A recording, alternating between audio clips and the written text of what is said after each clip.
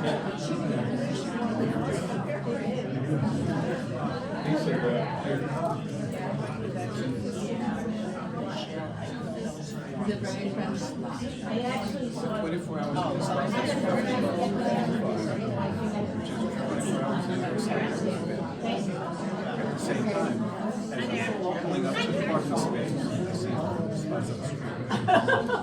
me. Hi, how are you, Mike? Hello,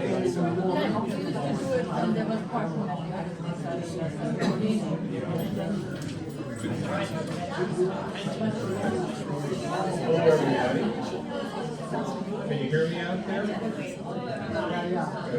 Everybody hear me? Exactly. It's great to have thank you, Alan. It's great to have a friendly crowd. Good to have a full house. And Paul and I are looking forward to telling you a little bit about Woodland Pond in bloom. Can't hear you in the back. Can't hear you in the back?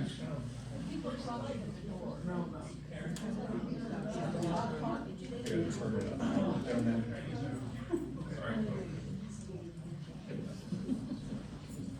How about now, Paul? Yeah.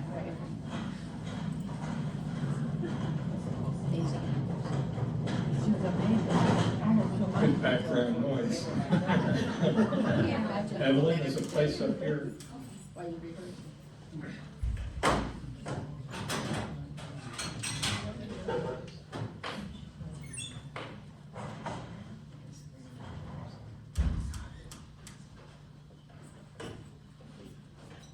Paul and I are pleased to be here today.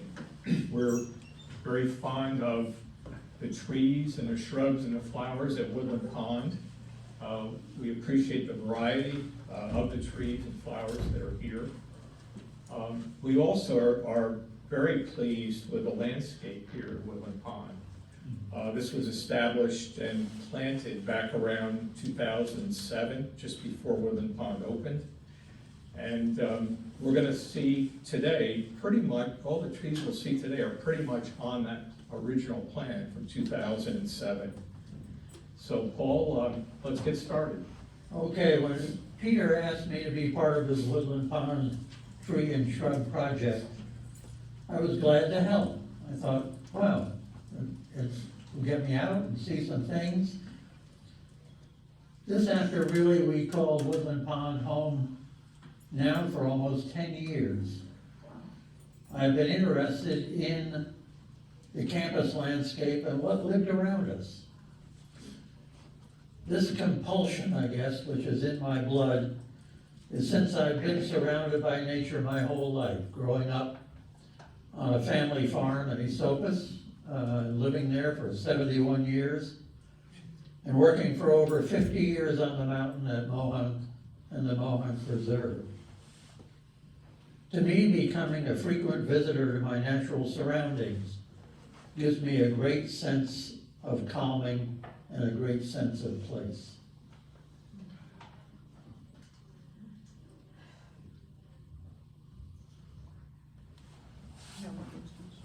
This is a cornelian cherry tree. It's below the gazebo and below the central wing. There's another one just to the right of this in a similar position, so they're paired. And a number of people have commented on seeing trees in bloom at Woodland Pond. And the ones they've been seeing so far are these cornelian cherry trees. There are 6 of them that are located on the Woodland Pond Circle across from the loading dock area. And you can appreciate those if you walk by. They're pretty much at their peak at this time. Say the name again. It's a cornelian cherry tree. The cornelian cherry is actually named after its fruit. Small tree, but in fact it's not a cherry. It's actually a dogwood. Lacking the big showy bracts that our native dogwoods have and we are used to. As Peter said, it's an early bloomer, earlier than forsythia, although they're now coming right in to about peak together. Its profuse, very small and attractive flowers are valuable for the first foraging honeybees. And we always look at fruit and pollination. Many times blueberries are the same. If you have cold conditions, when they're right at peak of bloom, the bees aren't there to pollinate. And so many times your fruit production is very tied to the weather at the time of bloom. And we've had some cold nights, as you all know. These are Sargent cherry trees. There are a number of them that line this pathway up to the gazebo. On the left is the south wing. Paul, take over. These are hardy and adaptable trees that are planted by design along the outside of this curved walk. They're early pink flowers appearing in clusters of 2 to 4 at the ends of inch-long stems and appear before the leaves, so you can see its flowers and no leaves in the background. The Sargent cherry was named after Charles Sprague Sargent, Harvard's first director of the Arnold Arboretum in Boston. He served from 1872 for over 50 years, and one of the quotes was made about Charles Sprague Sargent, that he knew more about trees than any other living person. Just a note on the placement of these Sargent cherry trees. In the original landscape plan in 2007, these trees were in this spot and planted. And the next slide that I show, don't get upset when you see this slide. It's rather complicated, but fortunately, Paul is going to tell you all about it.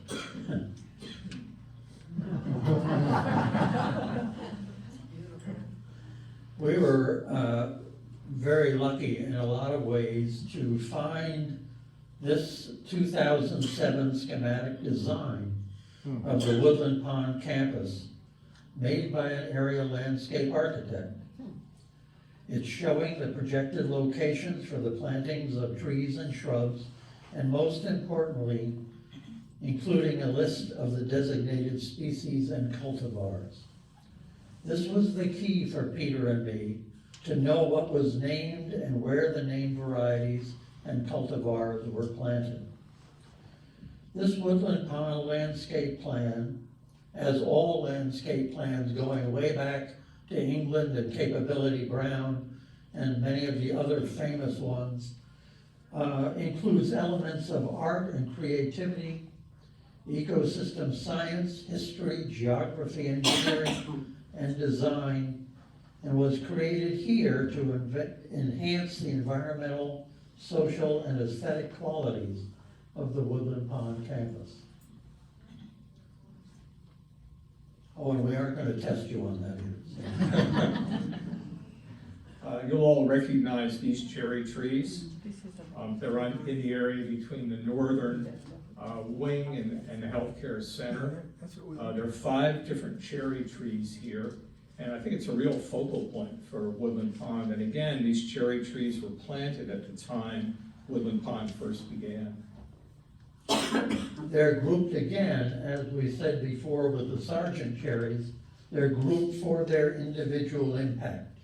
So you see these individual trees as you're walking by, but the impact of them all together in one place.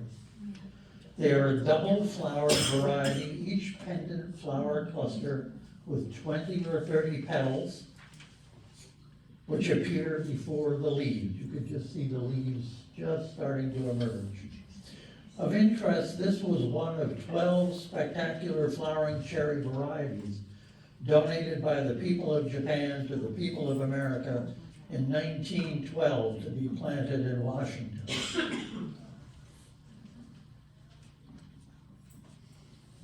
This is another cherry tree, the Yoshino cherry tree. This photo is taken from the 6th floor, looking down on the south courtyard of Woodland Pond. The Yoshino cherry is another cherry variety that originally came from the people of Japan. And it was a hybrid, pale pink to white flowered tree, as you see there, blooming like the Kwanzan cherry ahead of its leaves. The flowers, if you get right up close to it when this blooms this year, are almond scented. It was widely planted in many areas of Washington and is much visited during the Cherry Blossom Festival that just occurred for its annual display in the Tidal Basin area. And as Peter indicated, this is from the 6th floor looking down. And I like to look at the buildings when you see a picture of Woodland Pond from a distance, and even here, you can see it, that each building is characterized by row on row of windows and porches, designed specifically, we think, to connect us with the outside world through the seasons. If you can't get out and walk, you can get to your porch. If you can't get down to your porch, you can look out your window any day of the year and get nature in some aspect. In the same courtyard near the pond is the weeping red jade crabapple tree. I like this tree because it's different than the other trees. It looks like it's relaxing to me. The branches are hanging down, they're not shooting up in the air. One interesting thing about this tree is that it doesn't flower. And I went by it many weeks in a row looking for a flower and never found one. But finally I did, and I saw 2 or 3 almond to white colored small flowers coming from this tree. This weeping jade crabapple is a relatively small tree with horizontal and pendulous branches, as Peter said, that we think is attractive for its curved shape and prominent location near the courtyard pond. But it's a sad tree because unfortunately for us it doesn't bloom much, as Peter indicated, and is prone to a number of leaf and plant diseases. Many times you'll go by and the ground will be covered by its diseased leaves. So it's having a struggle every year to live there. Now, in contrast to the weeping jade crabapple is the spring snow crabapple tree. This is on the Woodland Pond Circle, and it's actually one of a pair. There's another tree similar to it to the right of the sidewalk that you see in the picture. And it's really has a marvelous number of blooms, Paul. It does, and this crabapple cultivar is known for its dense, fragrant white flowers. So when you're out there, use all your senses, your sight, but also your nose, and pick up these fragrances. They bloom, the flowers bloom with the emerging leaves, and you can just see some of the green leaves coming out in the background. Of note, and I've always, it catches me every time I look at it and think about this comment, but of note, the crabapple is the only native apple to North America. The eating apple that we like so much was derived from sweeter crab apples discovered along Asia's Silk Road 4,000 years ago. Noted English and North American propagation of the domestic eating apple here at Geneva Experiment Station in New York, one of the prominent sites, makes it one of the most productive crops in the world today, where 80 million tons are produced from 7,500 different varieties and cultivars. So when you eat an apple, think about it, that they're not native, the domestic apple to North America.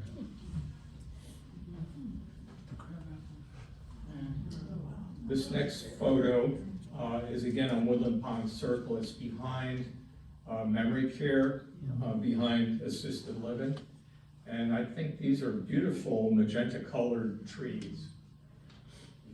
These prairie fire crab apples are very fragrant, and the flowers appearing with the emerging glossy leaves. Now in the distance, you can see another crabapple tree with yet another color bloom. And this is the Taringo crabapple tree, again behind the healthcare center. And what's attractive to me is that here we see these very dark leaves in the center part of the tree, surrounded by these beautiful pink-purple flowers. The Taringo crabapple is also known for its ornamental qualities of dense branching, as you can see, and a rounded crown with pink flowers blooming with the emerging leaves. The Callery pear tree is the largest flowering tree on our campus, and there are many of them. They're all largely along Woodland Pond Circle in front of the cottage area. This one is at the intersection of Danskin Way and the Circle. Callery pear and its cultivars were horticulturally prized for their prolific white flowers, adaptation to poor quality soils, which is a hallmark of Woodland Pond, and being nearly pest-free. It is known for its rounded and really narrow-crowned growth forms with an oval growth form in the first picture. There were some 20 ornamental cultivars created. One developed in the 1950s was called the Bradford pear. Our Callery pear here is known by the cultivar Chanticleer. And just as one little note, which I found of interest, that the Callery pear is named after a 19th century China missionary, Joseph Marie Callery, who sent specimens from China to Europe for propagation.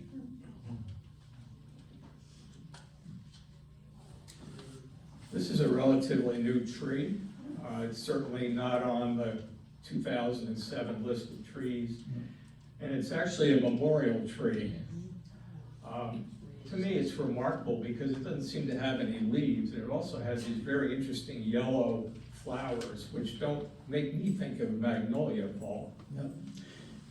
This is a memorial tree, as Peter said. They're always popular, magnolias. They're showy since their large flowers open before the leaves. You don't see any leaves there. There are about 200 varieties, and Peter and I were laughing the other day. This is when the leaves are fully out and your petals are almost all gone. One of the things many horticulturists and botanists, gardeners, don't like them. They're spectacular when they bloom, but they only bloom for a short time. And if you get rain or winds the day they're at peak, the next morning the whole load is on the ground. Peter, I think you said slimy sidewalks. Yes.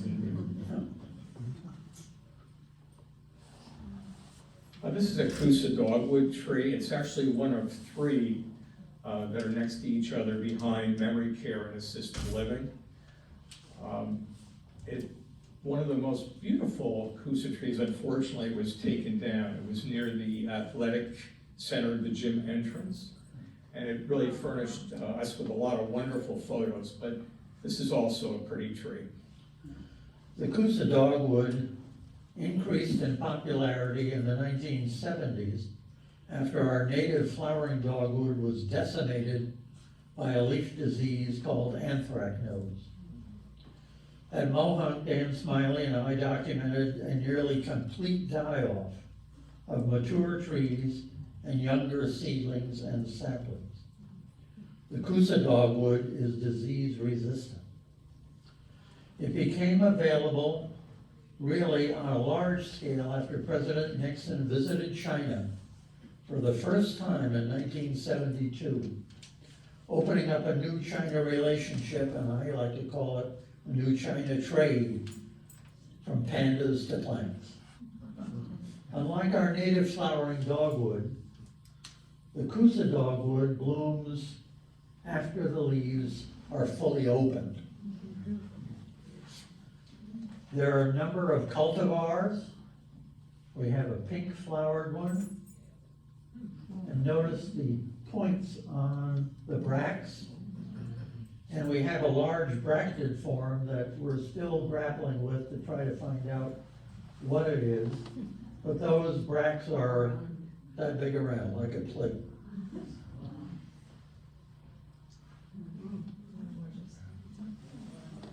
This dogwood is located just outside the library entrance. as you walk towards the health center, but very close to the entrance, and hopefully it will survive the construction. It's close, but Yeah. Now, this is a rhododendron. I called it a magenta color. Again, this is below the falls of the south courtyard, actually next to the steps that go up to the gazebo. this rhododendron we think is called the PJM rhododendron. And I'll tell you what PJM means in a minute. It's a classic member of the rhododendron family. The family itself has over 1,000 species of trees and shrubs native to many parts of the world and hundreds of ornamental cultivars. This striking PJM rhododendron hybrid is known for its large, showy clusters of pink bell-shaped flowers and dark, in quotes, evergreen leaves. The PJM of interest is named after Peter J. Mezin, the plant expert and founder of Weston Nurseries near Boston. It was developed by his son Edward and named in 1939. In front of the healthcare center, there are a number of azalea plants. Paul, you want to take over? Yeah, azaleas are members of the rhododendron family, but remember I said rhododendron evergreen leaves. These leaves on azaleas are mostly deciduous with us. They fall off every fall. These pink flowers, differing from the big rhododendron or rose bay rhododendrons, are really, instead of being bell-shaped, are funnel-shaped. And they bloom earlier in the spring with the emergence of the leaves.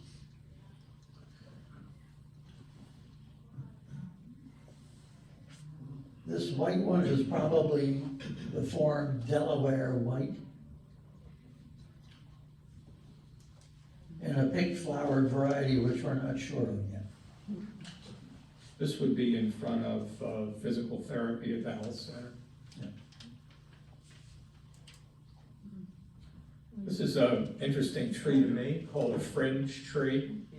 There are actually two of them on our campus, and both are right next to the ponds that are in the main courtyard and the south courtyard. Fringe tree is a native of eastern and southeastern United States and extending somewhat west toward Texas. It is an early bloomer as the new leaves are emerging. The flowers are fragrant and in the form of a curious narrow strip-like petal arranged in showy panicles. And as Peter and I were talking about, and we do a lot of talking, emailing back and forth, it's oddly a member of the olive family with forsythia.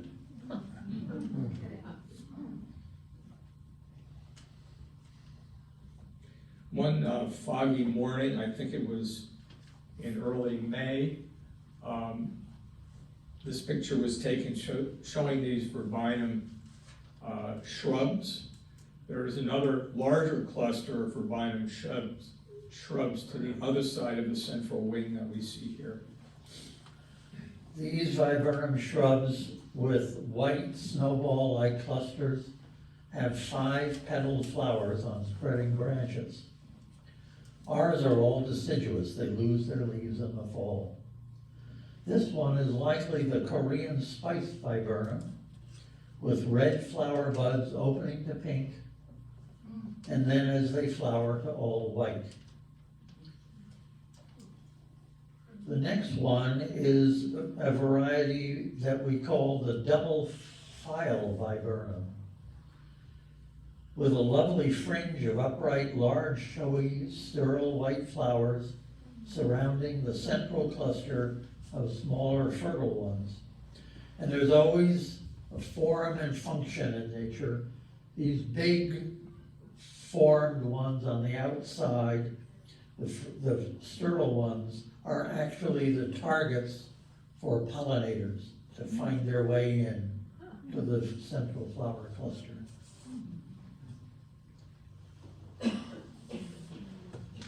Now, this is a spirea.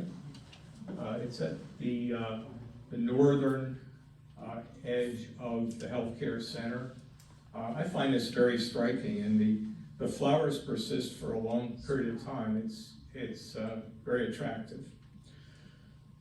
It's a rounded, showy, large white shrub, as Peter was showing. It's a hybrid bridal wreath spirea or Van Hout's spirea. It's a form planted around lots of older farm and village homesteads. And it blooms later in the spring with the leaves. Almost every old farmhouse has a spirea somewhere around it. This is the red-flowered spirea. Is a compact cultivar blooming in borders, as you see here, but it also can have single focused plants blooming in later spring into early summer. This to me is a very special tree. It's a red horse chestnut, and it's located right at the corner of Danskin Way and the Circle. These red horse chestnut trees are popular hybrid trees for gardens and parkland plantings. The plumed reddish flowers are located prominently on the ends of the branches. And a particular note I like to look at is that it's not related to the sweet or Spanish chestnut, which has an edible fruit.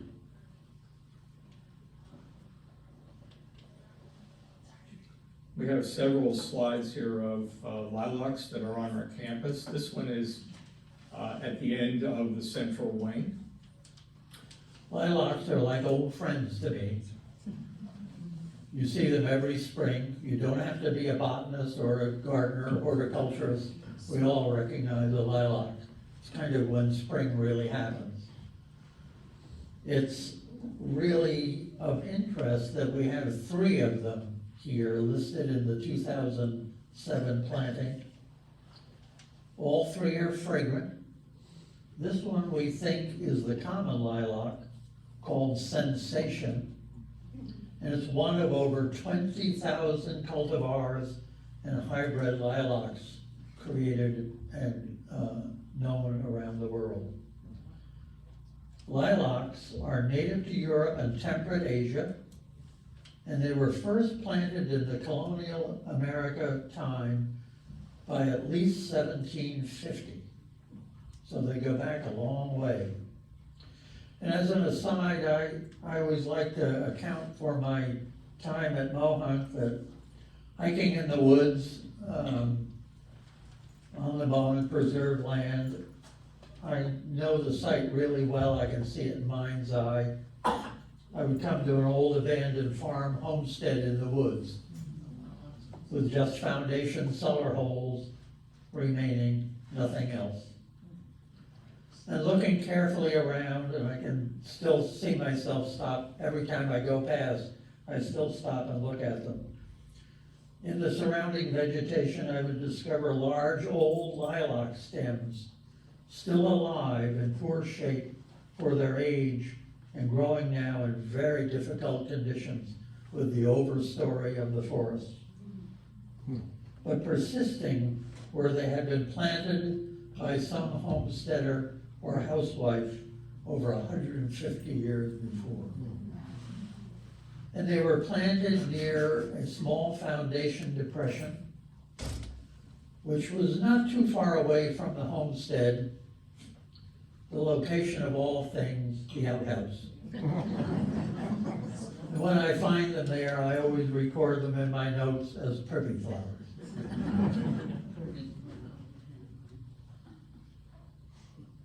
This is a Japanese lilac tree. There are 2 of them on the Woodland Pond Circle, both in front of cottages. These are curiously, this tree is curiously related to the shrubby lilacs, same genus, but this tree form has large clusters of fragrant, cream-colored flowers exposed on the ends of the branches. And it's a native to northern Japan. Paul, I have a question for you. Sure. What's the difference between a tree and a shrub? Well, if you use my e-dictionary really quickly, a tree generally, not always, but generally has a single trunk or stem. And if you think of the lilac bushes with multiple stems coming out, they're shrubs from a single location or crown. That's the easiest way to get at it. This is a Kentucky yellowwood tree. It's at the end of the south wing. One of our more impressive trees, I think, on our campus. Yeah. There are 3 of these in the courtyard where the cluns and cherries are, and a few others on our campus as well. The Kentucky yellowwood is a tree native to a very narrow range of land in the southeastern U.S. Found mostly and curiously growing on limestone cliffs. It has a distinctive rounded shape, as you can see here, smooth gray to light brown bark, and long compound leaves. But it's noted for its terminal foot-long pendulous and fragrant flower panicles opening in later spring, making it a very popular ornamental tree. This is the eastern redbud tree. It blooms for an extended period of time. It's in front of the library, in front of the library entrance. Everybody says, "Wow." You're all observant. Paul, tell us a little bit about this tree. Yeah, we kind of come to the end of our presentation with this photograph of the redbud in bloom by the old library entrance. It's now gone, as we all seem to understand. Like many interesting trees and shrubs in the areas of construction around Woodland Pond. While sad to see them go, Peter and I know that at most times plant loss is the background cost of any major construction project. However, we are buoyed and pleased to see the restoration plans for when the construction is done here at Woodland Pond, developed by a landscape architect and proposing a diversity of new trees and shrubs to beautify the disturbed areas designed specifically to blend in with the existing vegetation of the campus. Peter and I hope, though, there can be room made for another redbud. Yeah. Thank you.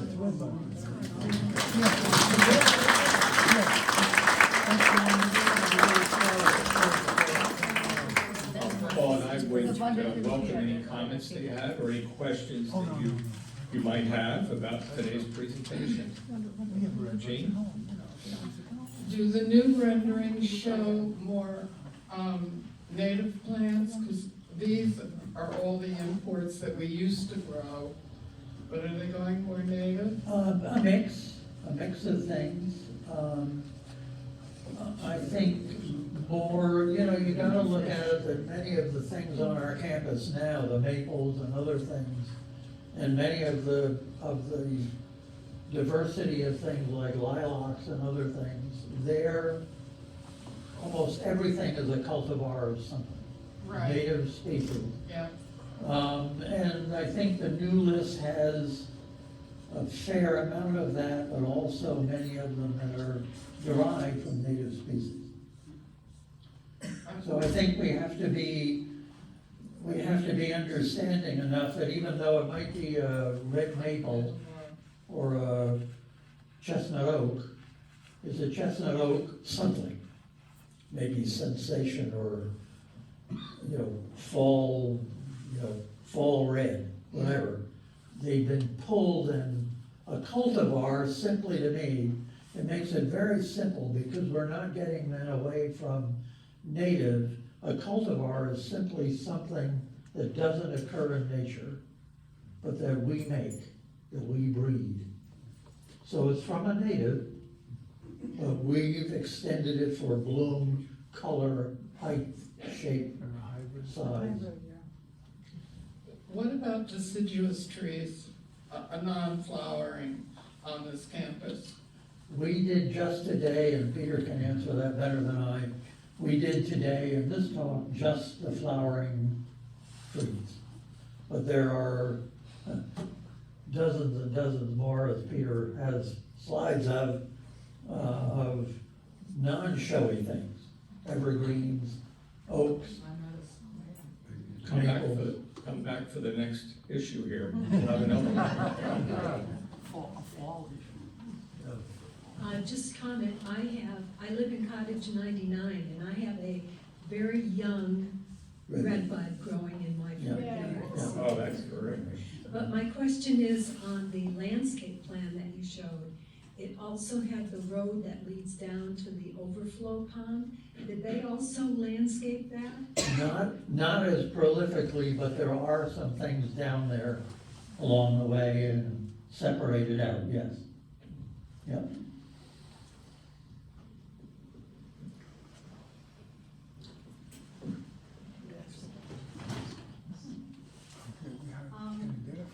You described a tree that is green and doesn't really bloom very much.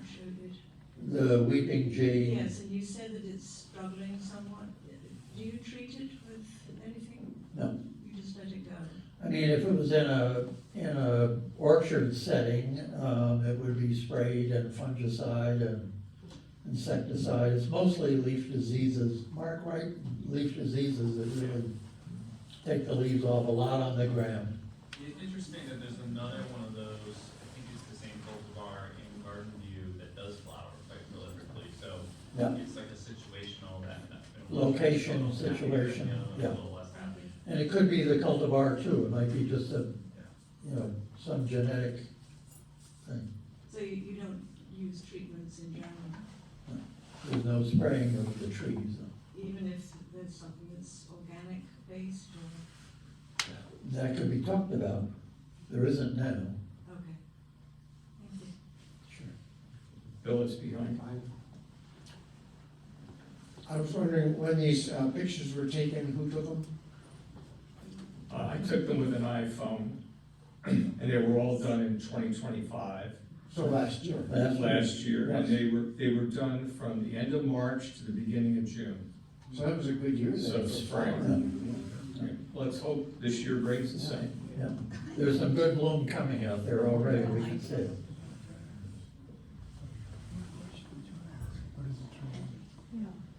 I can see that beautiful chestnut tree from our apartment.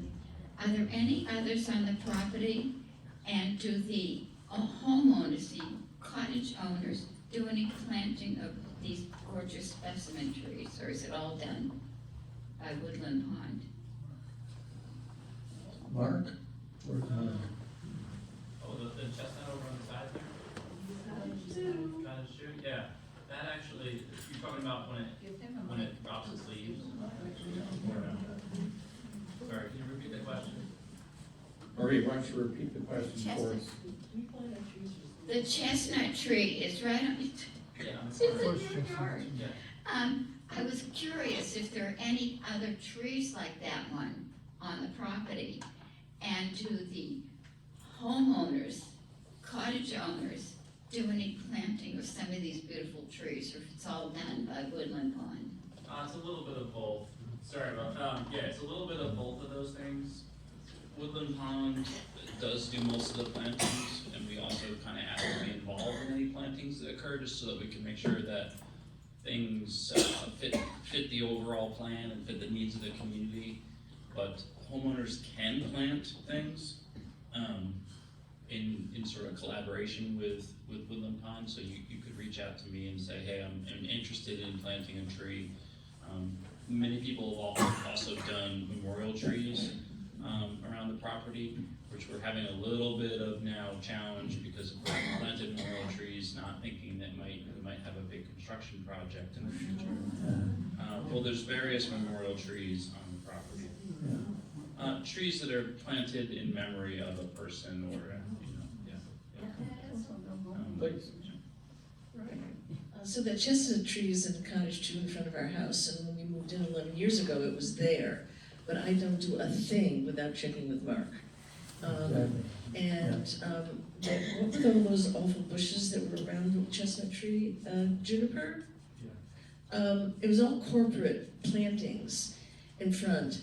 And so we expanded in front of the cottage and around the chestnut tree by double. We doubled that garden space. Of course, I didn't realize that we had to double the weeding and double the watering. Of course. But check with Mark. Yeah, thanks, Mark. He's very helpful. Thanks. Marie, there's another red horse chestnut tree. It's in the courtyard of the southern courtyard, and it's right below Paul's apartment, so he gets a chance to look at it all year. Yeah, Really beautiful. not many flowers on it. I have a question and a comment about the first and the last tree that you showed.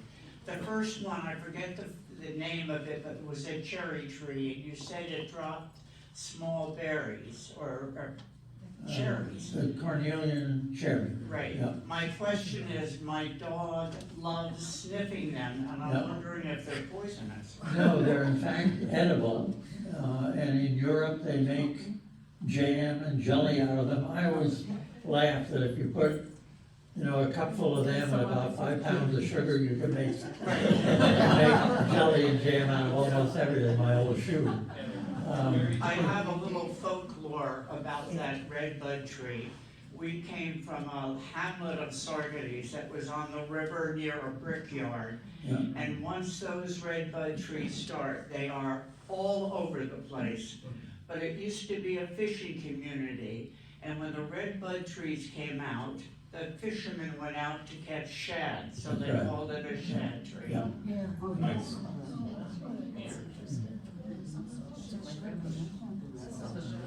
Couple comments. I'm a little surprised that no mention was made of the fact that Bradford pear are, you'll forgive the pun, in bad odor amongst many people because it's considered weedy and not very attractive except for the few week or two that they bloom in the spring.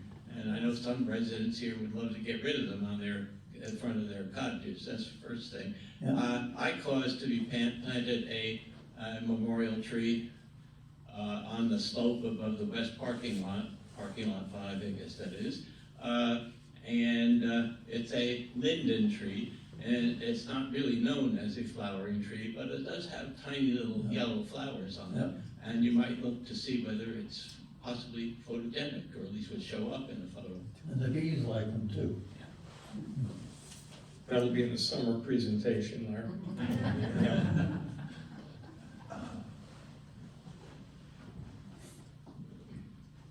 I might be wrong, and you can correct me, but I think our native dogwood, which is one of my absolute favorite, is actually doing better now. Yes. And so I was hoping that maybe some native dogwoods could be planted in the new plantings as well as more redwoods. In Because 2000 redbud is native too. In 2002, one of the principal researchers, Craig Hibben down at the Brooklyn Botanic Garden Research Center, who did all of the research on the dogwood anthracnose at Monmouth. What we found was, and he was monitoring constantly, that all of a sudden the anthracnose seemed to drop off on the flowering dogwood. And what his research showed was that, it's one of these weird things, that a virus, we don't know whether it was a native virus or a virus that came with the anthracnose originally, maybe from China, but the virus was attacking the anthracnose fungus and battling the fungus down. So now, we've had them planted home too in the yard, dogwoods, and they look bad, and then all of a sudden they started to look better. Now the anthracnose is almost gone. Well, wonderful. So And nature I'd took, love to see more nature native took care, dogwoods. so we can now, you can buy and plant fairly well, their survivability. So, good point. Well, thank you all for coming today. I have one more slide to show you, and I have 2 microphones at work.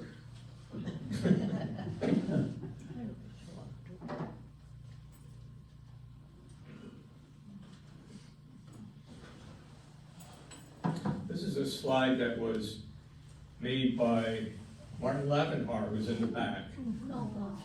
It's Woodland Pond, and it identifies 12 different trees that are in bloom, and that will be in bloom during the spring season.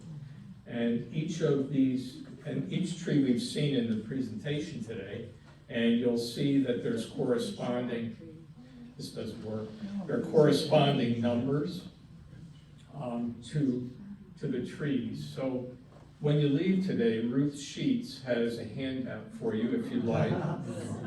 And you can pick that up. You can go walk around our pathways. You can identify these trees. And I think this weekend, these cherry trees are going to start to pop out. So it'll be, next week will be very special to enjoy this. And then in addition, on the 24th of April, which is on a Friday, Paul and I are going to do a tour of these tree areas in Woodland Pond. It'll be from 1:30 to 2:30, and we're going to meet at the entrance to the healthcare center. And there'll be a sign-up sheet up in Concierge. If you're interested, you can join Paul and me. That's April 24th, Friday afternoon. If there are more than the 15 people that we're anticipating, you can go on a waiting list, and then we'll consider having a second tour. So thank you very much for coming today. Thank you.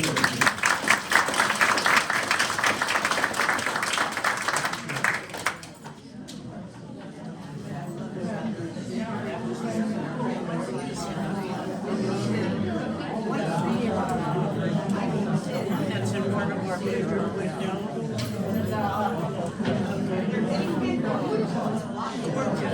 That's why I'm this morning, my eyes were running, so I don't remember that. The original tree. I know.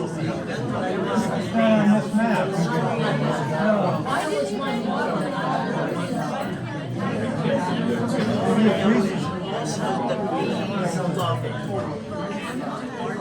Sits on our bed, that tree has bees and birds in it, and sits there, and is mesmerized by the action.